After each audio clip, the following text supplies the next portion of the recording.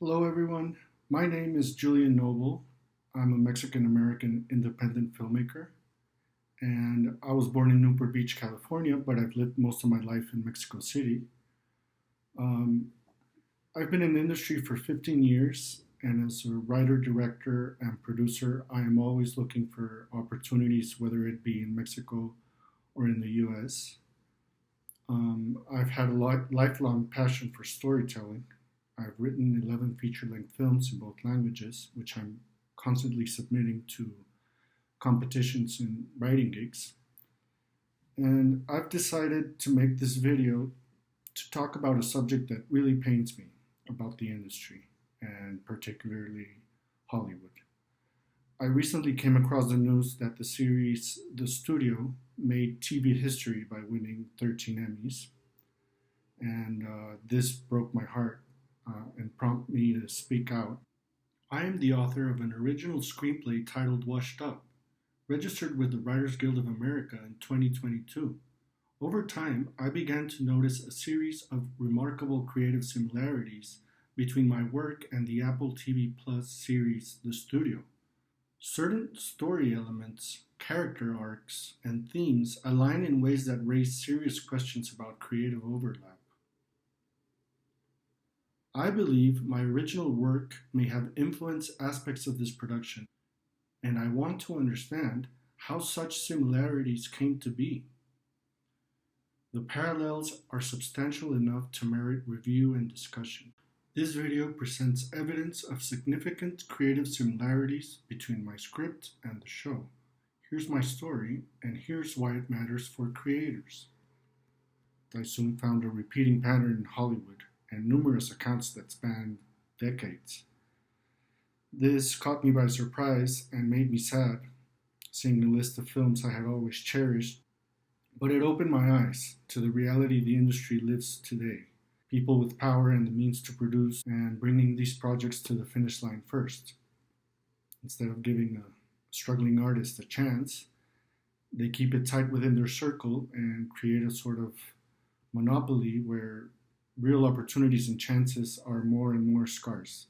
This has happened to me before in one way or another with other projects, other scripts of mine, but I shrugged it off since I understood that it's hard to be original nowadays and that in a sense we all download information from the same collective unconscious.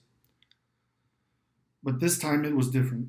When the list of similarities kept growing episode by episode until it reached to more than 20 instances, I had to speak out on behalf of all writers, filmmakers, and creatives in the industry that have experienced something similar to this. I clarified that this is my opinion on the subject and that I will show the evidence and similarities I have gathered to further explain my points, and not specifically to attack. This video is to give voice and bring light to a subject that has gone unchecked throughout decades. So here is a list of all the similarities I found between my original screenplay, Washed Up, and the series, The Studio. So here is a document that I prepared. It's 22 pages long, and it goes in detail of all the similarities. So here's a list of similarities. Both projects have the same premise: how to remain relevant in the ever-changing landscape of the film industry. Both are dramedies and a satire of the film industry, or a love letter. Both projects touch on the subject of preferring art films versus blockbusters, and the main character's need to remain authentic to his ideals. They both mention superhero movies, alien movies, and Fast and Furious. Both projects mention the same filmmakers: Scorsese, the Three Amigos, Iñárritu, Cuarón, Del Toro, the Coen brothers, David Fincher, Wes Anderson, Quentin Tarantino, Sylvester Stallone, Christopher Nolan, P.T. Anderson, Terry Gilliam, Francis Ford Coppola, Steven Spielberg. Both main characters love to quote and mention filmmakers excessively, and both mention visionaries. Both projects mention that Woody Allen and Polanski are perverts. Both projects have similar instances. An exaggerated film set. The main character is clumsy. He falls constantly. He has a bloody nose. Alcoholism. Escalating comedy. In both projects, a character wets their pants. The main character has a favorite old-fashioned restaurant. And they both mention that artists are crazy. And in the studio, they mention Kool-Aid is for black people. In my script, Washed Up, the character mentions that salads are for poor people. Another similarity is that in the studio they use the expression skin sausages. In Washed Up, I use the expression meat puppets. In both projects, an actress is overly nice to the main character on set. They have the same scene, enjoy a drink while they sit on a couch and watch a classic film.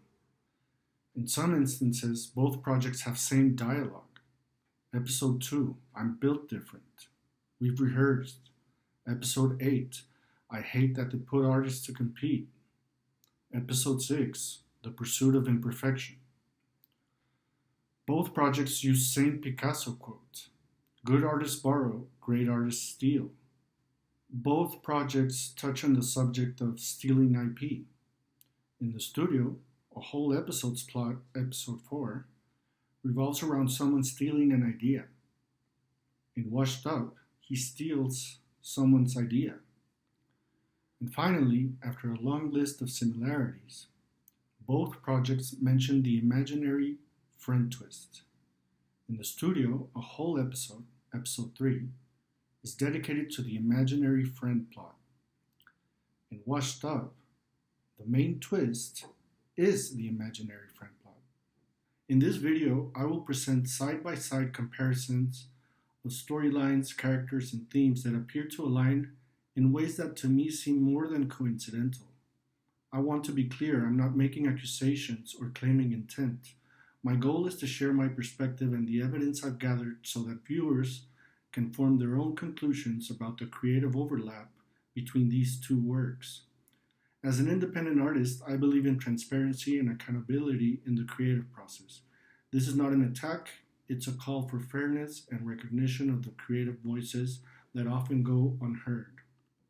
I will also end the video by showing a document that links my project directly to theirs. As you can see, this goes far beyond just a couple of minor details.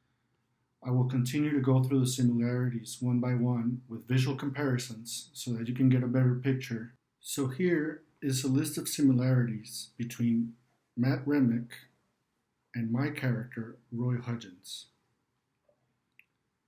Similarities. Both struggle to stay relevant in the ever-changing landscape of the film industry, with the exception that one is a studio executive and the other a screenwriter. Both have a trusted pal or friend. In the studio, Sal Saperstein. In Washed Up, Carl. There's a scene where they enjoy a drink while they sit on a couch and watch a classic film. And both of them drive around Los Angeles in their car. Both prefer art films rather than blockbusters. They have a need to remain authentic to their ideals. Both have an actress be overly nice to them at a film studio. Both are clumsy. They fall constantly. They both have a bloody nose. Both take themselves too seriously. Both have a favorite old-fashioned restaurant. And finally, both mention and quote filmmakers excessively, and they mention the same filmmakers. As you can see, in essence, the parallels are substantial enough to merit review and discussion. What you're about to see are documented creative similarities between my screenplay Washed Up and the series The Studio. So here we can see both projects mention the same filmmakers. I've included an example of my script where I mentioned Scorsese, Coppola, and Tarantino. And in this frame, we can see they mentioned The Godfather, which is from Coppola. They mentioned Martin Scorsese and Quentin Tarantino. In this next frame, or example, I've included a part of my script where I mentioned the filmmakers. And we can see in the frame he mentions Wes Anderson. Then we can see Paul Thomas Anderson. They have a mention of Christopher Nolan. Then here's another example of my script where I mention more filmmakers. And then we have an example of Matt saying something about Steven Spielberg. And to top it off, we have the mention of Fight Club from David Fincher. We move on to the Three Amigos, the Mexican filmmakers, and I have a frame-by-frame comparison where he mentions Guillermo del Toro, and then a dialogue where I quote Guillermo del Toro, followed by a mention of Birdman and Children of Men, and then examples of my work where I mention Iñárritu and Alfonso Cuarón. Finally, we can see here my Rocky quote, and then the mention of Sylvester Stallone, followed by a mention of Fear and Loathing in Las Vegas, which is directed by Terry Gilliam, a director I mentioned in my script, followed by a mention of Joel Coen, who is part of the Coen brothers, which I mentioned in my script. So here is the full list of filmmakers mentioned that I have mentioned in my script as well. Scorsese, The Three Amigos, Coen brothers, David Fincher, Wes Anderson, Quentin Tarantino, Sylvester Stallone, Christopher Nolan, P.T. Anderson, Coppola, Terry Gilliam, and Steven Spielberg. What is interesting to me is how many of the filmmakers I mentioned in my script they mentioned as well. They had a vast list of people they could have included, but decided to mention the ones I mentioned. But what really jumped at me was the mention of the three Mexican filmmakers, or Three Amigos. They could have maybe mentioned one, but all three? To top it off, and one that I found extremely weird, was the mention of Sylvester Stallone. My script mentions Rocky. Here are some examples of similar dialogue. Both projects explore the same expressions and similar dialogue. So here I have back-to-back examples of the similar dialogue. First starting with my script, where I mention the perfect imperfections and that there is beauty and humility in imperfection. And then an example of the series where he mentions the pursuit of imperfection. Up next, an example of my script where I mention I'm built different and it's the way we're built. And an example of the series where he says I'm built different. And the setting of the scene is both buddies driving around Los Angeles in their car, similar to one of my scenes in my script, followed by an example of my script where the director says, I'm glad we over-rehearsed, and an example from the studio where the director says, we've rehearsed. So even if the dialogue is not exact in these examples, it embodies the same expressions and essence. only to add to a long list of similarities. This is when it starts to get really weird and more on the nose. Both projects mention that Woody Allen and Roman Polanski are perverts. So here are the examples for the same concept and dialogue, where both projects mention that Woody Allen and Roman Polanski are perverts. First, we start with an excerpt of my script where he says, "No, you lost it and screwed us in the process." This particular dialogue refers to Roy giving in to temptation and to lust, so in a sense being a pervert. And then an example of the studio where they say that perverts make great movies, followed by another part of my script, another dialogue, where Roy mentions that many talented people have been in the same boat as the likes of, and then mentions Polanski and Woody Allen. Followed by two examples from the studio where he mentions the films Rosemary's Baby, which is directed by Roman Polanski, and Annie Hall, which is directed by Woody Allen. And then, again, the mention about movies being directed by perverts. In these examples, the dialogue is close to exact, and they mention the exact same Picasso quote. So here, I have some examples of the same dialogue and quote, where both projects use close to exact dialogue and exact quote.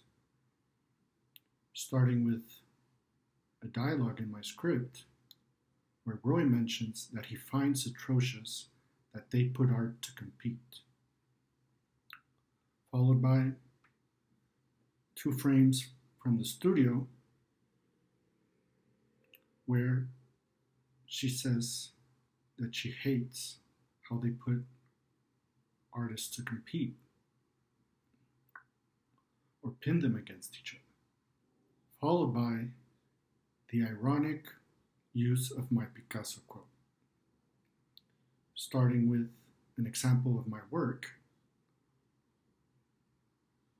where I have that Picasso quote, followed by two examples from the series, because one wasn't enough,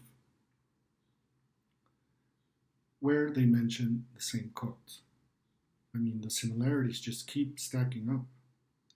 Definitely a case of tragic irony.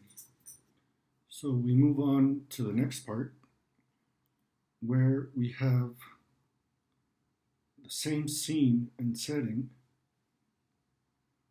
in both the studio and Washed Up. There's a scene where they enjoy a drink while they sit on a couch and watch a classic film. So here's the example of the similar scene. In the studio, Matt and Sal enjoy a martini while they sit on the couch and watch a classic movie. In Washed Up, Roy and Carl enjoy a glass of wine while they sit on the couch and watch a classic movie. Followed by in the studio, where they're watching the classic film, The Two Buddies, and then followed by my script and examples of that scene. The same scene and setting, with the exception of the drink, where in the studio they have a martini and in mine a glass of wine.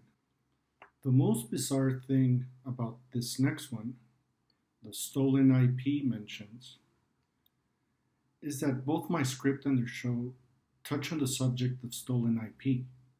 In both projects, they steal an idea, which makes the situation feel like a parallel reality or twisted Twilight Zone. Very meta indeed. They went as far as to dedicate a whole episode, episode 4, on the subject of plagiarism. So here is my document about the stolen IP mentions, where in episode 4, the plot is about plagiarism. And in my script, Washed Up, the main plot is about plagiarism. One of the main themes of the studio is the idea of plagiarism and intellectual property disputes. The show explores these concepts in depth, including an episode dedicated to the challenges of creative ownership. This raises questions, followed by various examples of the studio, where he says that the film is a ripoff of Chinatown, that he's ripping off a movie, and as I went through this episode in this curious situation, and then followed by examples of my work, where Roy admits that he had stolen an idea, and that it's hard to be original nowadays and authentic, and that ideas are floating around. The studio addresses issues of stolen ideas and creative appropriation as central plot points, which makes it interesting to compare with my own work in terms of thematic parallels. Both projects have the same industry struggle. The main struggle of both projects is the need to create artistic pieces in contrast to blockbusters. This appears throughout the series and is one of my main character's motivations. Both Matt Remick and my character, Roy Hodgins, struggle to remain firm to their ideals of wanting to create meaningful artistic films while being pressured to make studio films. So here's an example of the same industry struggle, art versus blockbusters. Starting with an example of my script, where Roy's manager tells him that they're not looking for pieces like this anymore, and that people are just not interested in stories like those anymore.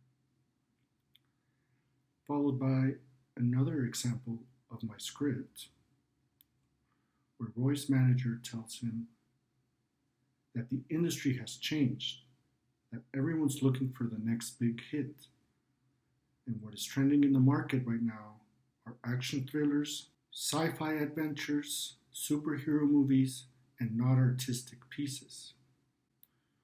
Followed by various examples of the studio, starting with Matt saying how he wants to make cinematic works of art, and then Sal Saperstein saying, "We're not artists, we're executives." And then Matt saying that he wants to make an actual good movie, followed by Bryan Cranston's character saying that he's into artsy-fartsy filmmaking, followed by Matt saying he wants to make a real film, and then Quinn saying that she knows the movies she wants to make aren't the most commercial, followed by Sal Saperstein saying we don't make films, we make movies. And finally, Matt showing how he cares deeply about the outcome of his art. So, in essence, the same industry struggle appears in the series The Studio, as well as in my original screenplay, Washed Up. The imaginary friend twist. This particular point is really weird. A whole episode is dedicated to the imaginary friend twist, which, curiously enough, is my script's main plot twist, as it is revealed that Roy's best friend Carl and girlfriend are both imaginary. So here's my example of the imaginary friend twist. Episode 3 is dedicated to the imaginary friend twist, the major plot twist of Washed Up. So starting with my script, where Roy, my character, confesses, "I still can't believe they're not real, that I made them up. It's quite sad if you ask me." And then his psychiatrist replying, "Sometimes it happens when we need to cope. You made them up to deal with your anxiety of failure. In order to stop creating people in our minds, we have to take a good look at ourselves first." And then Roy answers, "I guess I have a vivid imagination." Followed by examples of the studio in this awkward episode when they mention the exact same plot twist, which is the main plot twist of my script, with Sal saying, "When you realize that Paul Bettany is imaginary, my head exploded." And Matt replies, "Yeah, it's such a good plot twist." What made this stand out for me so much was that I already had a long list of similarities. So I'll keep going with other more broad similarities that help add to an already long list of coincidences, if you can call them that. Exaggerated film set. Both projects have a scene inside a film set. So here's the example of the exaggerated film set. Both projects have a scene inside a film set. Starting with an example of my script, where it's interior film set afternoon, a large film crew is setting up a shot inside a studio, and Roy standing at the back, full running of the scene, the film's director speaking with the actors, giving direction, the director of photography, the assistant director, and then finally the director says action, followed by examples of the studio where in various occasions they have this on-set scene where Matt supervises what's going on inside the scene. And it was one more similarity to my script, where he just kind of stands back and watches the magic of cinema unfold. So here are same mentions and other similarities. Both projects mention Fast and Furious, superhero movies, and alien movies. Here, they keep mentioning the same projects and types of projects that I mentioned on my script, as the mentions just keep adding. Here, I have some examples of the same mentions and other similarities. Starting with my film script, where Roy says, "Who understands them, right? They want everything fast and furious, no pun intended," as he's referring to the film franchise, followed by an example of the studio, where Sal is saying that there are 11 Fast and Furious movies, followed by an example of my script, where Roy's manager tells him that what is trending in the market right now are action thrillers, sci-fi adventures, superhero movies, followed by a frame of the series The Studio, where she says it's all superheroes and fighter pilots. Finally, part of my script, where Roy explains he's working on an alien movie, followed by an example from the series The Studio, where a character says that theater owners do not want movies that long unless they've got capes or aliens. So both projects mention the same style of films. So I'll continue with other similarities that just keep stacking up. Here are the similarities in order. Favorite restaurant. Overly nice actress on set. Quinn embodies Roy's feeling that the industry used to be better back in the day. And Matt embodies Roy's thinking that the new generation ruined Hollywood. Starting with an example of my script, where Roy says, I'm just here contemplating my existence at my favorite restaurant. And then Matt enjoying a dinner at his favorite restaurant. Followed by another example of my film script where the actress is being overly nice to Roy on set, inviting him to the bar later on, and flirting with him. And then examples of the series The Studio, where actresses are being overly nice to Matt on set.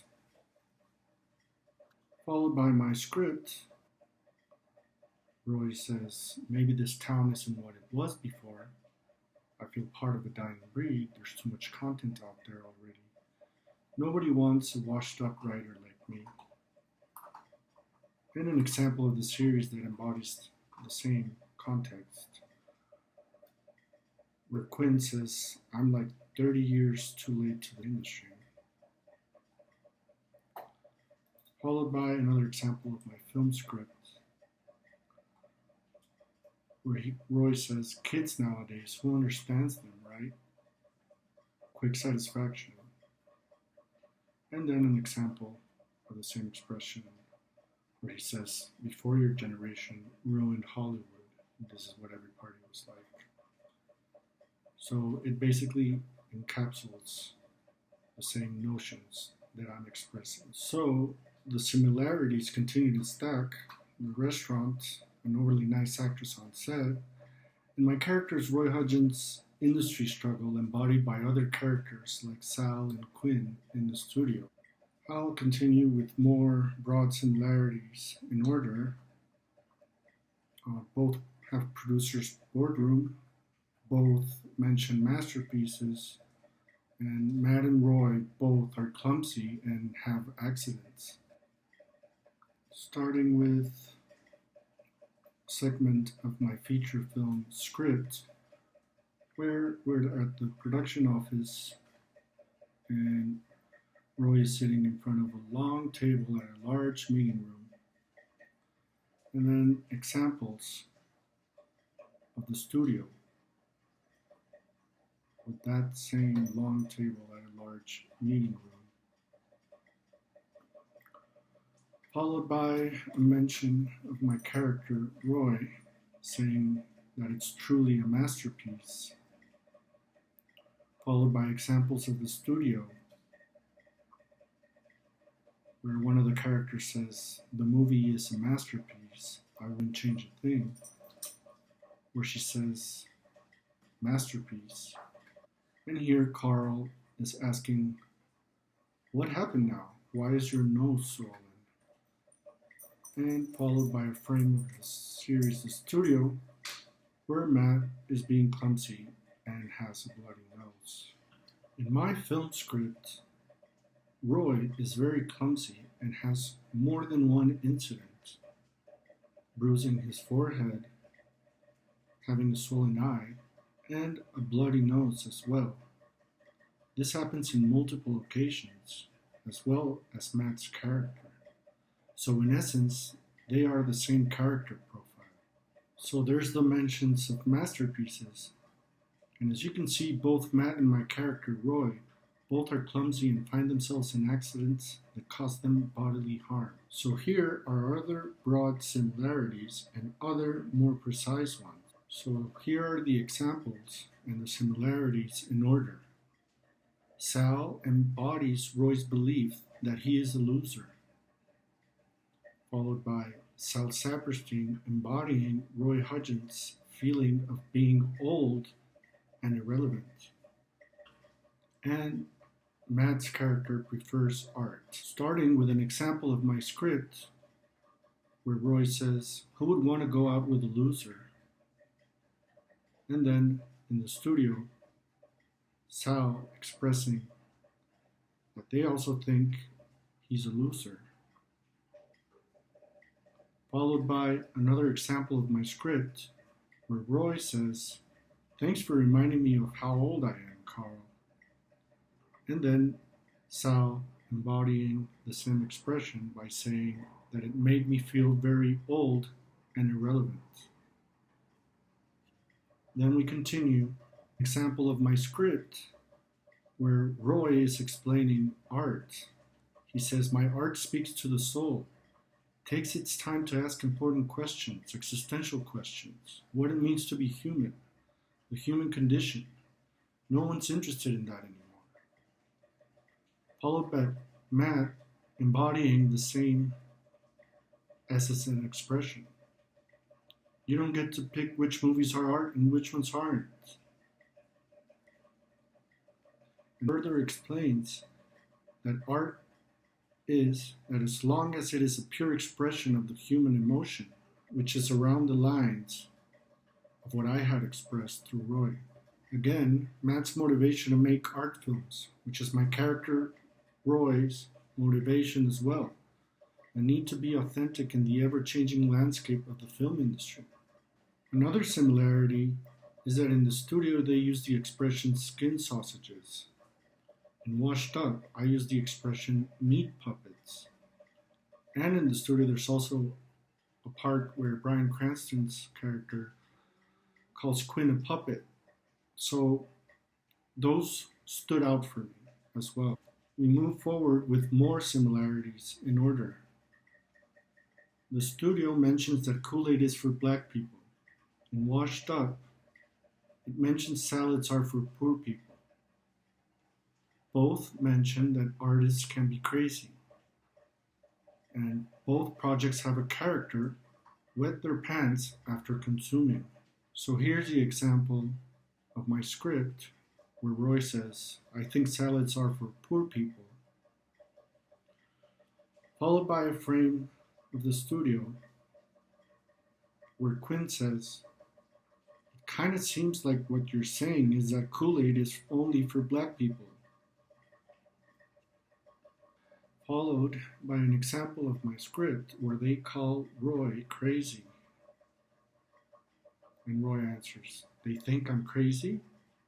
And she responds, "The good kind of crazy." Followed by the studio, where a character is explaining that he is insane, he's an artist. Followed by where, here in the example of my script, Roy wets his pants. Followed by a frame of the studio where Zoe Kravitz's character wets her pants. So that was the final drop for me, no pun intended. The Kool-Aid being for black people and salads being for poor people might seem like a stretch, but when you add it all together, there are still important points of my work peeling through the layers. They both mention an artist being crazy, and this more specific. In both projects, a character wets their pants because of consuming, only to add to the similarities and make everything less of a coincidence. And finally, on a broader note, they both mention visionaries, and they both deal with alcoholism. We continue with other similarities in order. Mentions visionaries, and they both deal with alcoholism. Starting with an example of my script, where Roy says, "After that you will go up against great visionaries." And then in the studio, a mention of visionaries, which embodies the same style and mentions. Followed by an example of my script, where Roy is surrounded by empty alcohol bottles, all around his studio apartment. And this is just to make the point that both projects do talk about an alcoholism problem within creatives.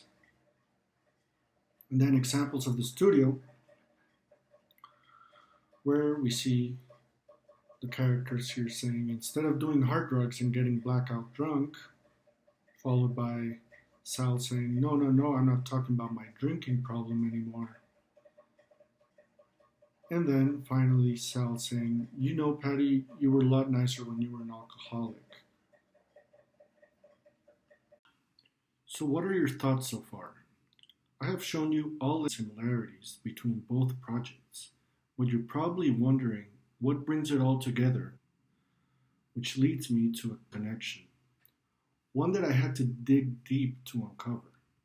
Fortunately for me, I was able to connect the dots. Here is an example that links my project to their project directly. So here's my example. My feature film, Washed Up, Screenplay, was written in 2022 and registered in WGA August of 2022.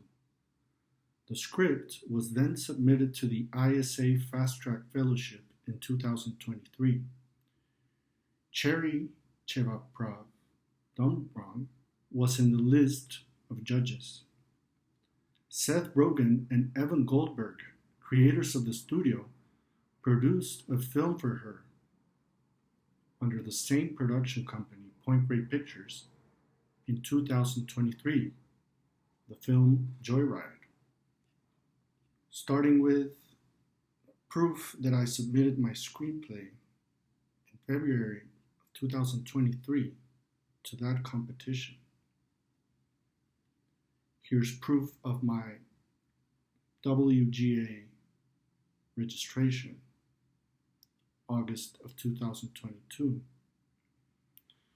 followed by a picture of Cherry with Seth Rogen at the Joyride premiere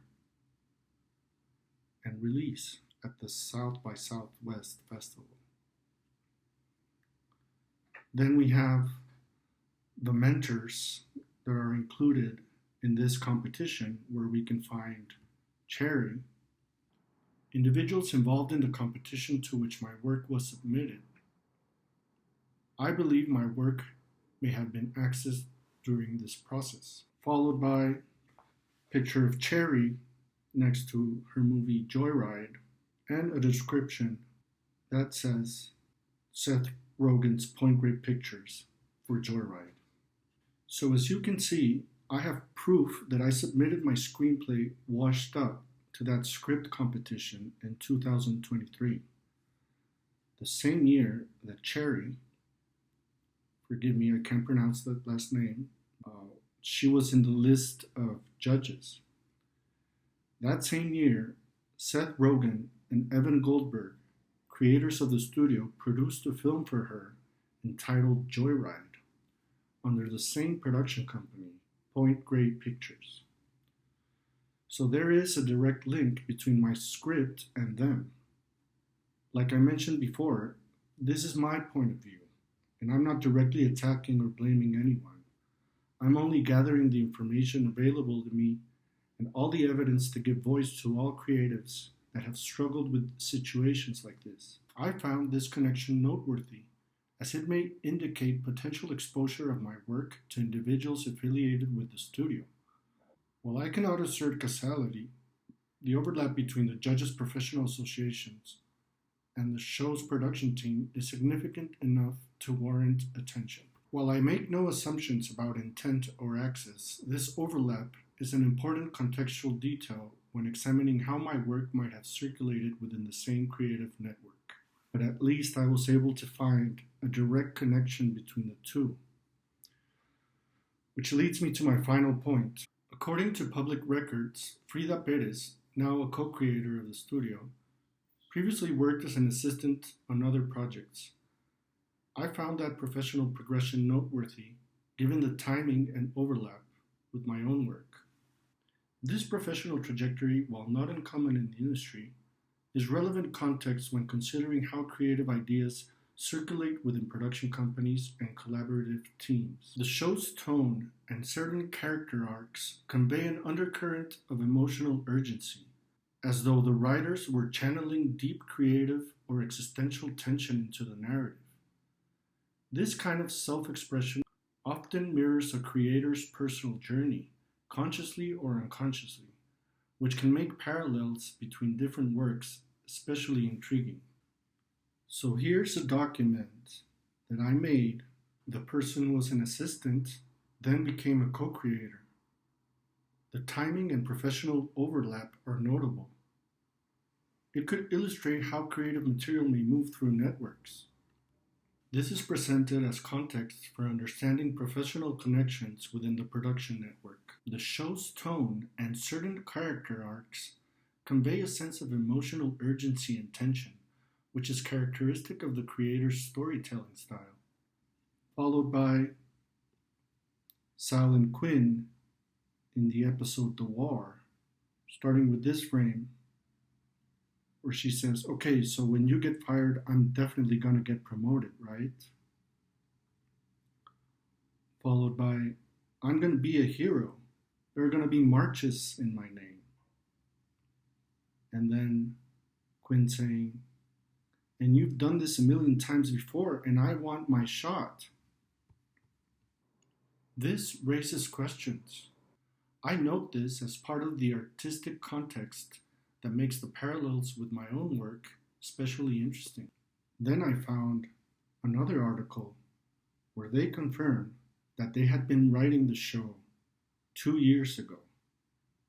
So that would be right around the time I sent my script. And in that same article, Peter Hewitt says, also, she's pure comedy nerd and a pure cinema nerd. She's someone who knows everything about cinema. You really know your cinema. She's a great avatar for you, referring to Quinn, which I had shown examples of. This is relevant context. I cannot confirm how my script landed on their desk. The show might have been greenlight in 2022, but they were actively writing it in 2023. Public reporting shows the creators said they pitched the show conversationally.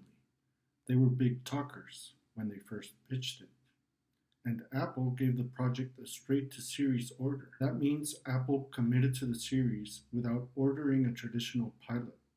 In any case, I had been sending my script to competitions from September 2022 onwards, and that is before the show was greenlit. In a published interview, the credited creators of the studio described developing the show collaboratively through a group chat. Around the same period, I had submitted my screenplay washed up to industry competitions. While I cannot confirm my sharing of my work, I present this timeline as relevant context for understanding creative overlaps. And another part of that same article, where Frida Perez confesses that they had been writing the show through text, where everybody would chip in with ideas. Here's the example. As an older Zoomer, it was very Zoomer of us to write the whole show via text, she laughs. It wasn't a traditional writer's room at all.